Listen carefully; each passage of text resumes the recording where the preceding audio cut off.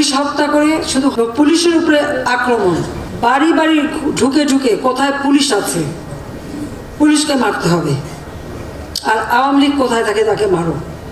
আজকে কত মানুষের জীবন গেছে।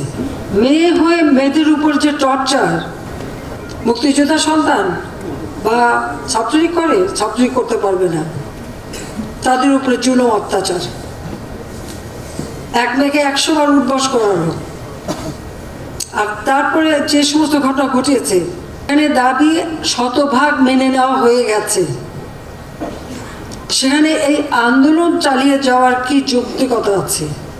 সাথে সাথে পুলিশ হত্যা করে শুধু হত্যা না, কিরকম বিভৎস দৃশ্য আপনারা দেখেন যে হত্যা করে তাকে ঝুলিয়ে রাখা হলো, পা বেঁধে উপর থেকে মাথা নিচু করে। তাদেরকে তো মেরেছেই, হাসপাতালে চিকিৎসা নিতে গেছে, সেখান থেকে বের করে নিয়ে এসে পা গাছের সাথে ঝুলিয়ে রেখে তারপরে তাকে গুলি করা হয়েছে। তো পুলিশের উপরে আক্রমণ, কত গাড়ি পুড়িয়ে দেওয়া হয়েছে, র্যাবের গাড়ি চালাচ্ছে তাকে যেভাবে মারা।